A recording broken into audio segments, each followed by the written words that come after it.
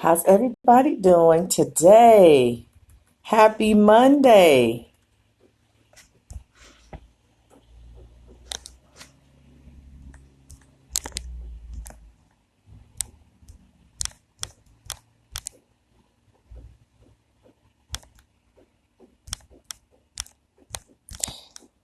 Today's topic is how to measure for a wig.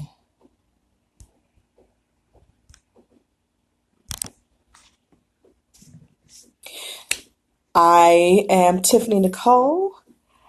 I am a wig maker, a certified hair loss specialist, and I'm also a certified cosmetology instructor.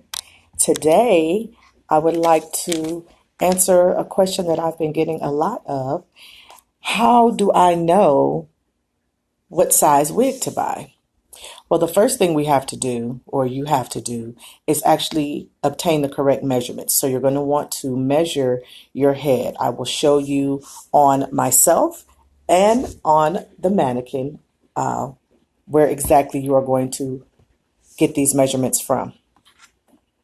So you will need a fabric tape measure. You can get it at your local craft store, Michael's, Joann's, Hobby Lobby. You can get it at Walmart. Any of those places will have a tape measure. So one side is in inches and the other side is in inches and centimeters so that you have the ability to get your measurements from any metric scale. So the first measurement is going to be, I have to find a good place to sit her. We are actually going to do the circumference of her head. She doesn't have ears, so this is a little difficult, which is why I'm going to do it on myself as well. But you will go the circumference of the head. Bring that up a little bit. Just a little bit. And that will be the circumference of your head. You want to make sure that your tape measure is actually laying flat so that you get the best measurement possible, the most accurate measurement. So this is your circumference. It goes all the way around, and she's slippery. Okay. Your second measurement is from your hairline, and we'll just say this is hers, all the way to the nape, down the middle of the head. So it will go directly down the middle, all the way to the nape. Again, you want to make sure that it is flush. Your next measurement is going to be from ear to ear, over the top of the head. And again, she doesn't have ears, so it's a little difficult, but we'll be going from ear to ear. Our following measurement is ear to ear across the forehead a bit there.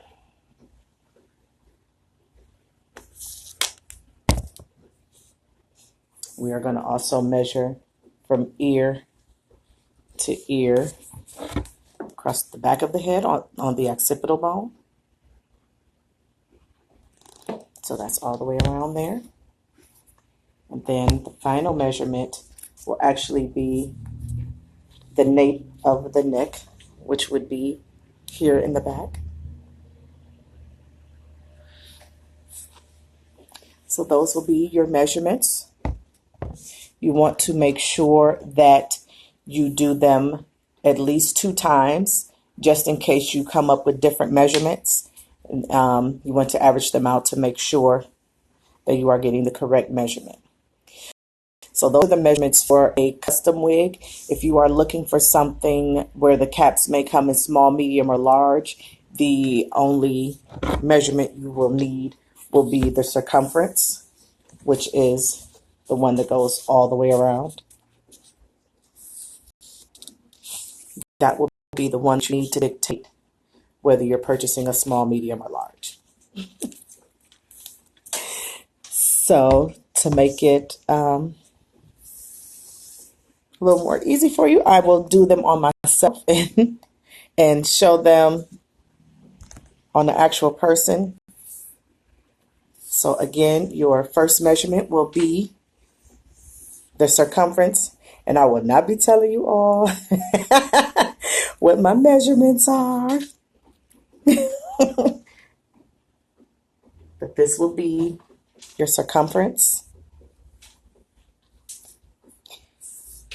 This will be your ear to ear over the top of your head.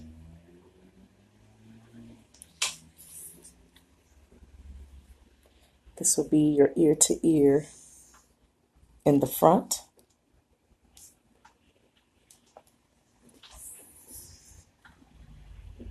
Your ear to ear in the back.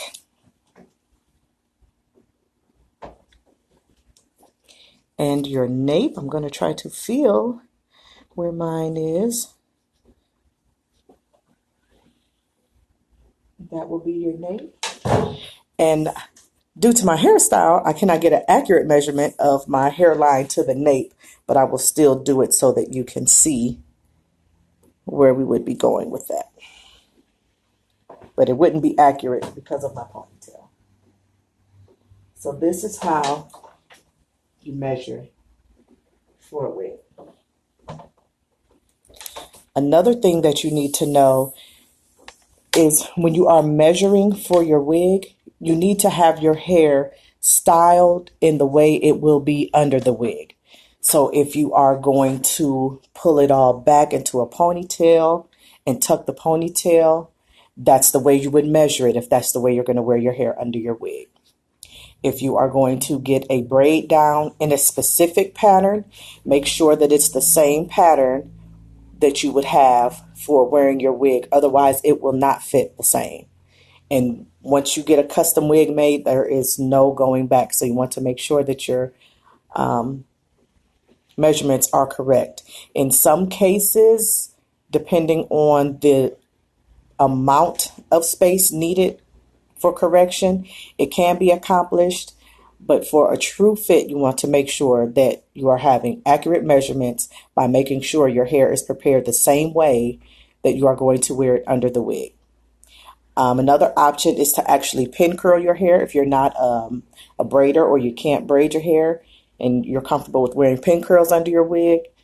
That's also an option. So whatever your method of tucking your hair away is, you want to make sure that it is in that state when you actually take your measurements, so that when you put the wig on and put it back in that state, you will get a true custom fit. So that is what today's live was about in a nutshell, making sure you have your measurements correct for your wigs, your custom wigs.